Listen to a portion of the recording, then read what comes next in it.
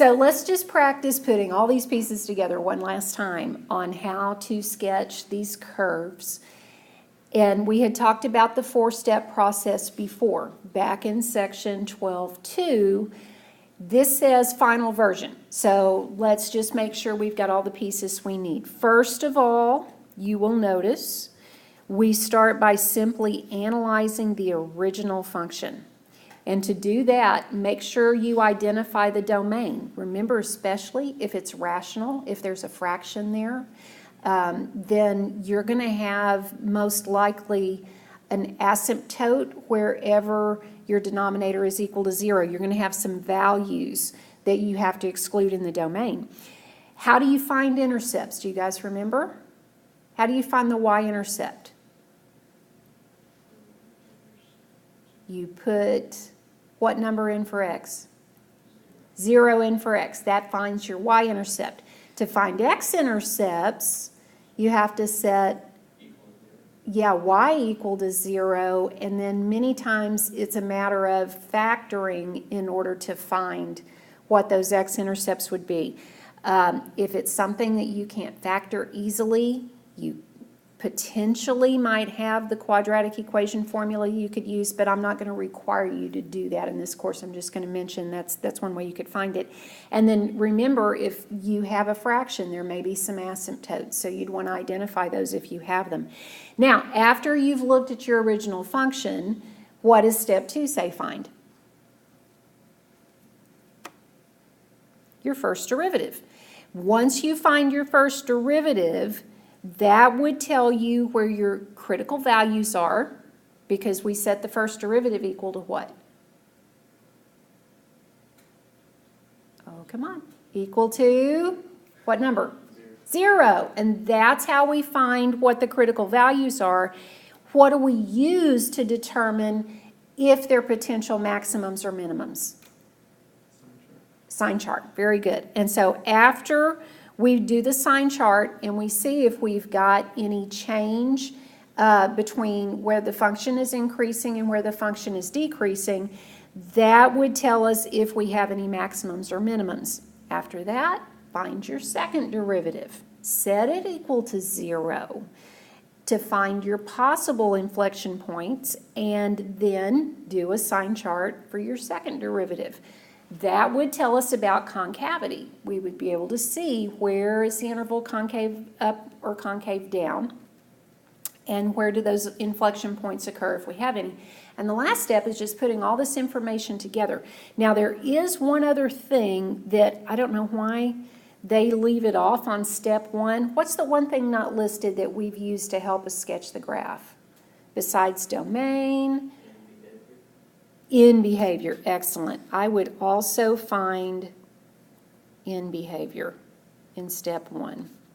Okay, so let's put all this together and see if we can figure this out. Now, if our function is x minus 4 over x plus 4, that's what f of x is equal to. Can you tell me what the domain would be? What's going to be the domain? Is there any value for x that doesn't exist on the graph? -4. Very good. If I set the denominator equal to 0, what I find is that when x is -4, this thing doesn't exist. So how do I show I can use anything for x except -4? Write that in interval notation for me. You're going to have negative infinity, comma, what? Close with a parentheses. Good. Union, parentheses, -4, positive infinity. Excellent. Okay, to get your x-intercepts, that's where you would set the function. In this case, because it's a fraction, all we really have to do is set the numerator equal to 0.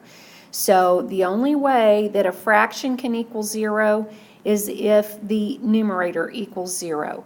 So if I set x minus 4 equal to 0, then I'm going to have an x-intercept where? When x is 4. So when x is 4, y is 0. if I were to set the x value to 0, that would tell me my y-intercept. So if I put in 0 for x, top and bottom, what do I get? 0 minus 4 is negative 4. What's 0 plus 4? And a negative 4 divided by 4 is negative 1. So I have a y-intercept at negative 1, 0, negative 1. Okay.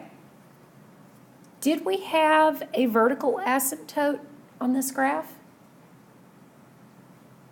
What do you think? Where would a vertical asymptote occur?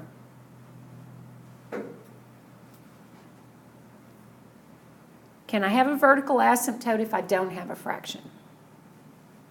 The answer is no. Since I do have a fraction, where does the vertical asymptote occur? Vertical is crossing the x-axis. So that's got to be any x value that's not in my domain. What's my vertical asymptote? There you go. And it's not just negative 4, it's when x equals negative 4. Very good. Now, will I have a horizontal asymptote?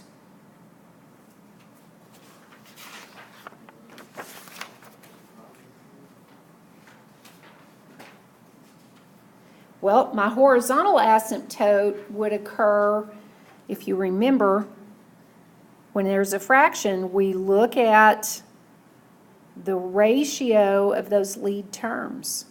I have x to the first on top, x to the first on bottom. Do I have a horizontal asymptote? Yes. When what equals 1? Yes, when y equals 1. Very good. All right, so now that we have analyzed the original function, it's time to analyze the derivative. So I need to find the first derivative. Let me start by recopying this function, which was f of x equals x minus 4 over x plus 4. So what's going to be the first derivative? Oh, be careful. We're not using L'Hopital's rule here. We have to, how do you differentiate a fraction? You got to use what? The quotient rule. This is where you got to be sure you don't get yourself confused. If I'm finding the derivative of this function, then I've got to use the quotient rule. All right, what was the quotient rule? What do we need first? The bottom. So I have x plus 4. So bottom times derivative of the top. And the derivative of the top is 1. Good. What sign? Minus. Then I need the top, which is x minus 4 times what? Derivative of the bottom. And the derivative of x plus 4 is just 1. Over what? Bottom squared. Yeah, very good. Don't forget, you got to keep up with that. So we have x plus 4 in parentheses squared. Now, I do have some cleanup I can do in the numerator. What's going to happen up there? X plus 4 times 1 is just x plus 4. And then I have a minus sign, and then x minus 4 in parentheses times 1. So x minus 4 times 1 is just x minus 4, but with the subtraction sign in front, wouldn't that turn this into a minus x plus 4? And I still have this over x plus 4 in parentheses squared. What happens to the x's in the numerator? Cancel out. And I will have 8 in the numerator over x plus 4 in parentheses squared. Now, for my sign analysis, it would occur anywhere that what would happen? Anywhere that the first derivative equals 0 or possibly undefined, because remember, even at the asymptotes, we could have some changes. So the only place, since my numerator is a constant, it's 8, I can't set that equal to 0, but I could set the x plus 4 equal to 0, and I get x equals -4, and I know I have an asymptote there. What I can check is it might be on one side of the asymptote, the graph is increasing, and on the other side it's decreasing. So I'm going to need to run a sign analysis to see. So if -4 is what I'm testing, pick something to the left, maybe -5, something to the right. We could use -3 or we can use 0, and all I need to do is go back where to test this out. Yes, to my first derivative. So if I put in -5, my numerator is always positive, okay? So when I do f prime of -5, my numerator is positive because 8 is just a positive number. If I put -5 in the denominator, -5 plus 4 is a -1, but what happens when I square it? It becomes positive. And a positive over a positive is a positive. Same thing is going to happen when I put in 0, because if I were to put 0 in, my numerator is still positive. 0 plus 4 is a positive number, and a positive squared is, it doesn't matter what I put in the denominator. When I square it, I'm going to get a positive number, okay? So if it is positive on either side of -4, what does that tell me? Do I have any potential max or min? Did I have a sign change?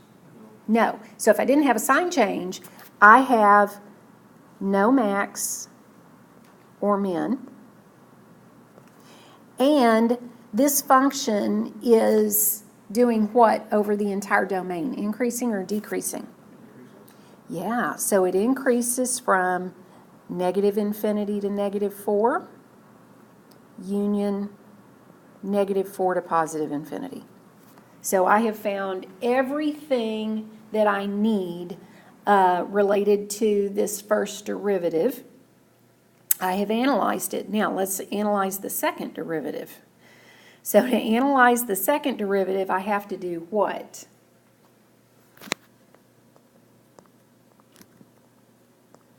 Take the derivative of the first derivative. Now, if you remember, our first derivative was a fraction because we had to use the quotient rule. If I'm going to have to take the derivative of this, do you want to leave it as a fraction, or is there another way we could write it? Yeah, I could move my denominator up, and if I do that, I would have 8 times, I'll have that x plus 4 in parentheses raised to the -2 power. Now I should be able to take the derivative of this. Now, let me just point something out. Do I need the product rule here? What do y'all say? Yes or no? The answer is no. Here's why. I've got this in parentheses being multiplied times 8. There is no variable with the 8. That's just a scalar, a constant coefficient. So that's why I don't need the product rule. What if that had been an 8x times x plus 4 raised to the -2 power? Then I would have needed the product rule. Do I need the chain rule? Because I see a parentheses with an exponent. Technically, it is a chain rule problem, but look inside the parentheses. What happens if you differentiate x plus 4? You get, what do you get when you differentiate x plus 4? What's in the parentheses? What's the derivative of that? It's just 1. So if the derivative is just going to be 1, you don't have to write out the chain rule. If that had been something like 3x plus 4, yes, you definitely want to make sure you put it in a chain rule table and differentiate that way. All right. Make sense? Okay, so let's try to get the second derivative. And I take this exponent, which is a -2, multiply it times 8, that gives me -16 times my x plus 4 in parentheses raised to, what's my new exponent? A -3. And then if we were using the chain rule, we would actually also take the derivative of what's in the parentheses, but we already know the derivative of that is 1. So we now have our second derivative. We could write it as -16 over x plus 4 raised to the third power if we wanted to. Either way, we can see in a minute what, I'm sort of thinking writing it with a positive exponent might make it easier for us to do a sign analysis. Now, do we still have a place where we might have a change in concavity? Remember, if there's a fraction, to either find critical values with my first derivative or to find possible points of inflection with the second derivative, how do I find those? Say it again?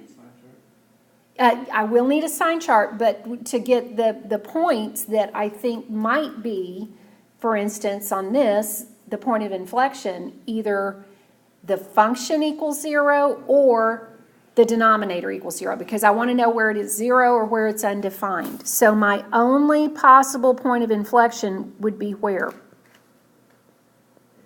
At -4. So that's where I'm going to run my sign chart. Now, technically, I already know it's not an inflection point because -4 is not in my domain, but I can at least see if I have any changes in concavity. So if I put -4 on the number line and we use those same values we tried a moment ago, -5 and 0, this time I'm plugging them into what? Second derivative. And if I plug it into the second derivative, my f double prime of -5, this time my numerator is always negative. So I have a negative on top over. Now, if I put a negative into the denominator, -5 plus 4 is what number? A -1. And if I cube a -1, what sign comes out? A negative. So a negative divided by a negative is a positive, correct? All right, now let's see what happens if we use 0. If we find f double prime of 0, we know the numerator stays negative because it's just a -16 up there. But if I put in 0 for x in the denominator, 0 plus 4 is 4, and if I cube a positive number, I get what sign? Oh, a negative over a positive is a negative. So here's what I know. Everything to the left of -4 has what kind of concavity? It's concave up, but everything to the right of -4 is concave down. So I'm concave up from -infinity to -4, but I'm concave down from -4 to positive infinity. Okay? And that is my sign analysis on the second derivative. Now I'm ready to sketch the graph. So I'm going to put coordinate plane on here. Need to mark off my scale. Don't forget to label some units so I can tell how you're counting.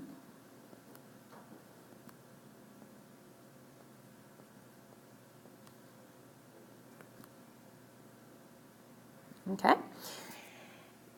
Let's go back and look. Off of our analysis of the original function, what information did we come up with?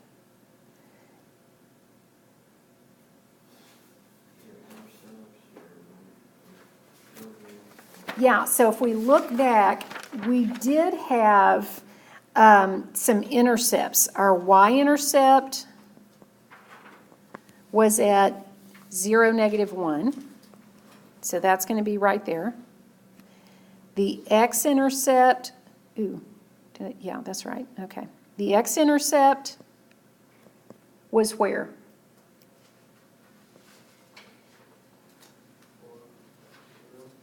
Positive 4, 0. 1, 2, 3, 4. Okay. We also found some asymptotes. We had a vertical asymptote where? X equals negative 4. So right here. And we had a horizontal asymptote where? Y equals 1. So right here was a horizontal asymptote. Okay. And then we knew we had no max, no min. The last thing we found was this up here, our concavity. Okay. So here's what I can tell. If the interval from -4 to positive infinity, right here, is concave down, and I have these points already listed, shouldn't I be able to sketch my curve like that? Doesn't that look like that's concave down? Okay. I could go back and plug into the original to come up with some additional points to the left of -4, since we had y equals x minus 4 on top and x plus 4 on bottom. If we were to put in something like -5, we would end up with a -5 minus 4 is a -9 on top over -5 plus 4 is a -1 on bottom. So if we plugged in -5 for x, we'd get back +9 for y, right? So that means this is going to be way up here.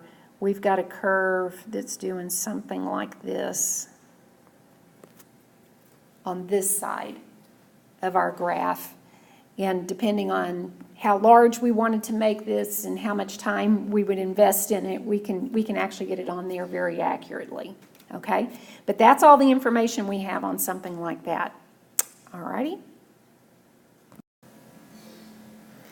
Okay, let's look at this one. We've got another rational function. So we did the polynomials back in 2, so now we're just practicing with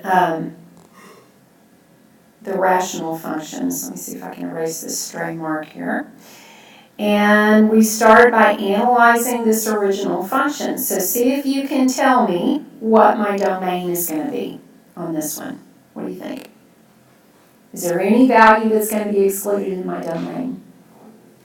Exactly. If I set the denominator equal to 0, x minus 3 equals 0, I find out that x can't be a +3. So my domain in interval notation would be from -infinity to what?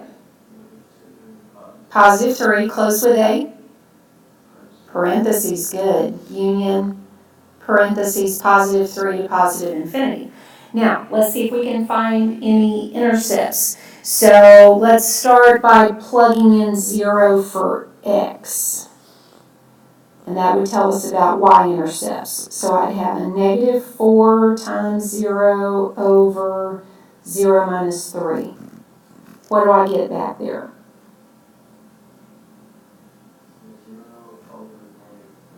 And 0 over some number that's not 0 is 0. Good. So 0, 0, this thing's going to pass through the origin.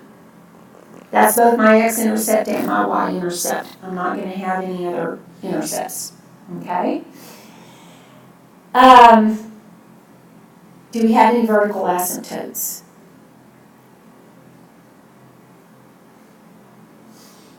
What do you say, guys? Do we have any vertical asymptotes? The answer is yes. How do I know that? Where do they occur? Wherever the denominator equals 0. What value of x made the denominator 0? 3. X equals 3 is my vertical asymptote. Okay. Do we have any horizontal asymptotes? How did we find that a moment ago? Look at what? Yes, I have to look at those lead terms. I have a negative 4x on top. I have a positive x on bottom. Where is my horizontal asymptote?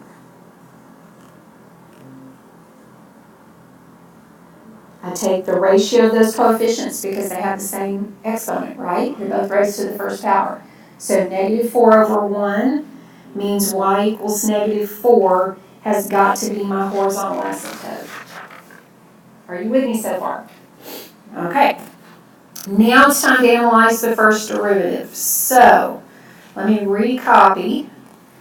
We had f of x equals negative 4x over x minus 3.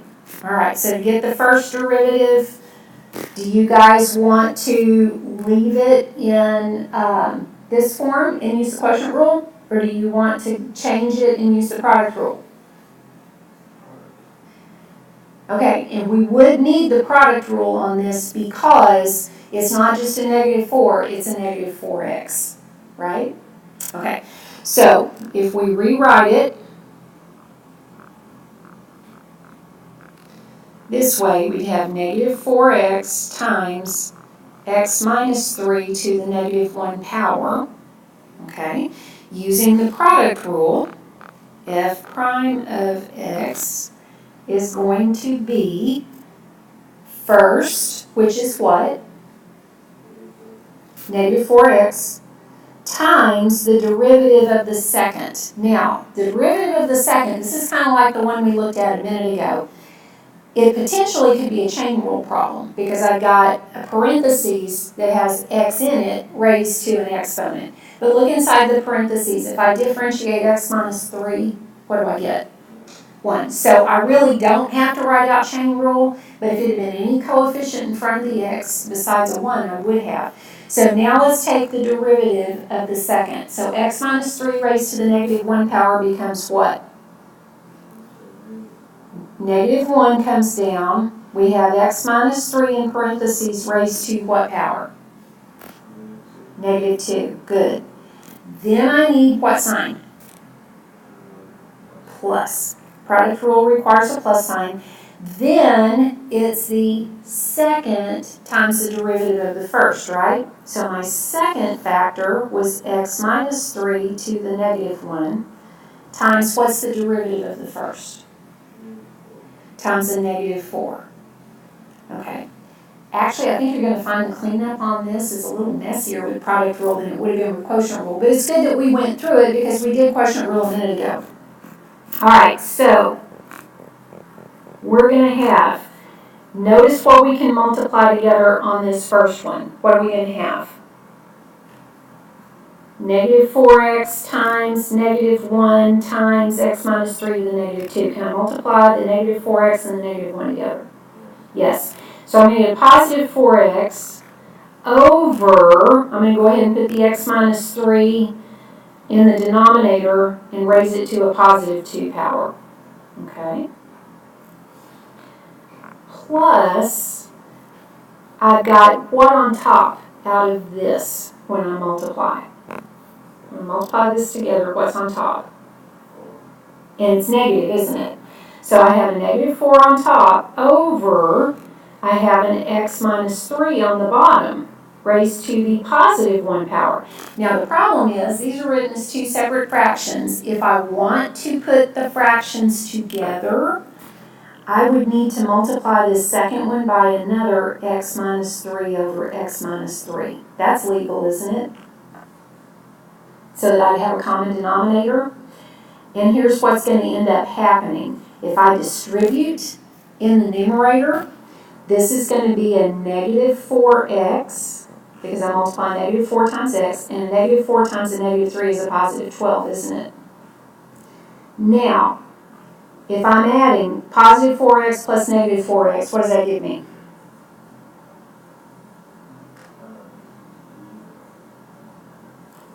that gives me 0. And the only thing left in the numerator will be the positive 12 over, and my denominator is x minus 3 in parentheses squared. Okay? We would have gotten that with the quotient rule if we used it. We got there with the product rule. It was just a little messier to clean up. Okay? So I've done my first derivative. What do I do with it?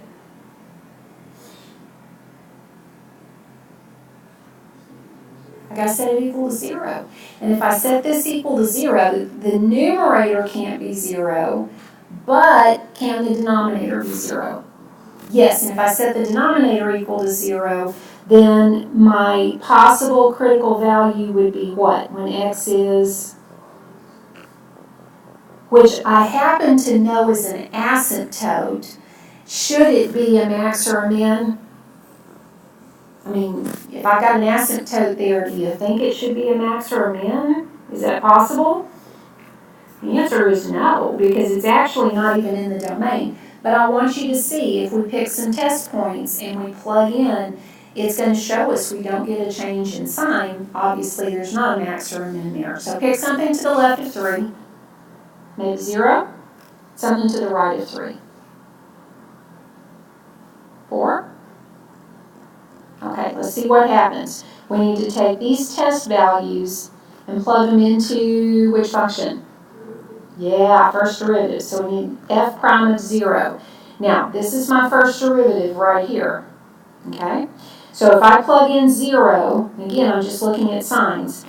12 is in, 12 is in the numerator, and that's always going to be positive. If I put 0 in the denominator, 0 minus 3 is a negative, but when I square it, it becomes positive. Okay? If I check f prime of 4, I'm going to end up with the same thing. Numerator is always positive. 4 minus 3 is a positive. When I square a positive, I get a positive. So I have no max or min because I had no sign change. And what is this function doing everywhere? Increasing or decreasing? It increases everywhere on the domain. So from negative infinity to positive 3, and from positive 3 to positive infinity, it is increasing. Okay, so we finished analyzing the first derivative. Now it's time to analyze the second derivative. So let's start off by writing down what that first derivative was. And we had 12 over x minus 3 in parentheses squared. Is this one that we want to use the quotient rule, or would this be a good time to rewrite it and use the product rule? Oh, actually, not the product rule, just rewrite it, because I don't have a variable in the numerator, right? It's just a 12. So if I rewrote this as 12 times x minus 3 in parentheses to what power? Negative 2. Now I can take the derivative pretty easily because I really don't need the product rule, and by writing it this way, I don't need the quotient rule either. And since it's only an x minus 3 in the parentheses, I don't even need the chain rule, because using the chain rule, the derivative would be 1. So to take the second derivative, tell me what I need to write down. What do I do with that negative 2? Multiply times 12. That gives me negative 24 times x minus 3 raised to what power? Negative 3. Very good. Which is the same thing as a negative 24 on top over an x minus 3 in parentheses to the third power on the bottom. Okay, so again, if we're doing the sign analysis, I set the second derivative equal to what number? 0. My numerator can't equal 0, but my denominator can. It is undefined when x is what? That is my possible point of inflection.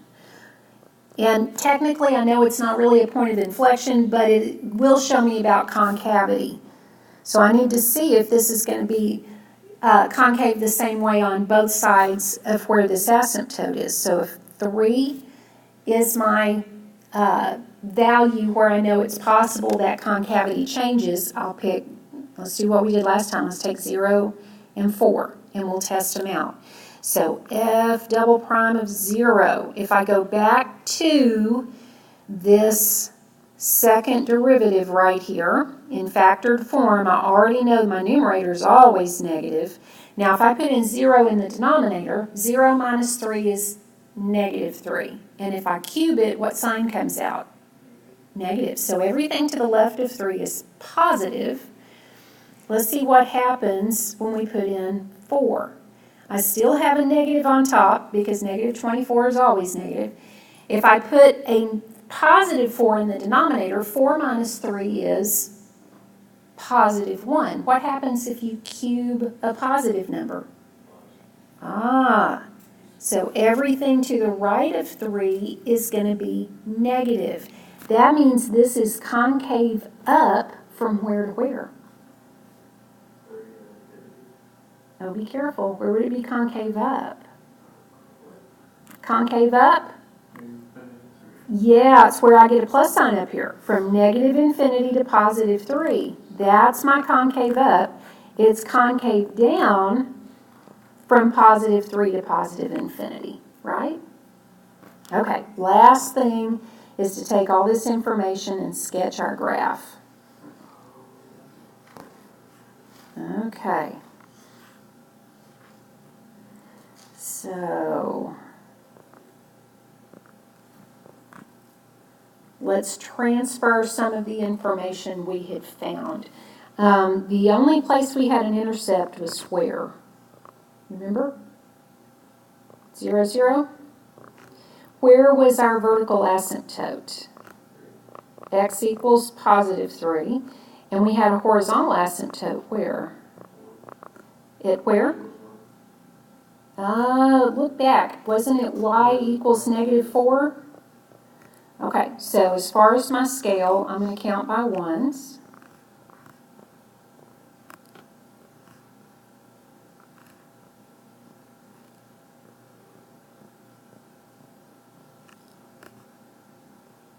So there's a negative 2 and a negative 2 and a positive 2 and a positive 2. Okay, let me put my asymptotes on here. I have a vertical asymptote at x equals positive 3.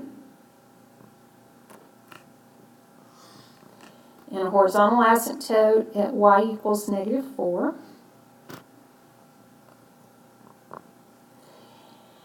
And if I were to identify a point or two on this graph, I know this is where the intercept was because it goes through the origin.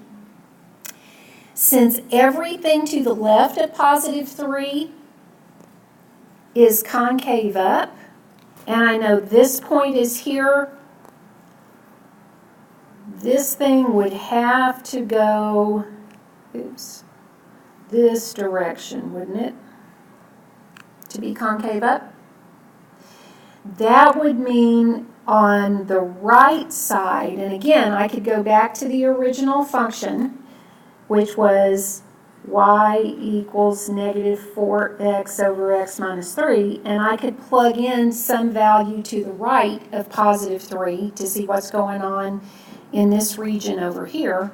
So if I were to put in maybe 4, I would get y equals negative 4 times 4 over 4 minus 3. Well, that's going to mean when x is 4, y is negative 16. So that's way down below. But I'm going to have something sort of like this going on this side. Make sense?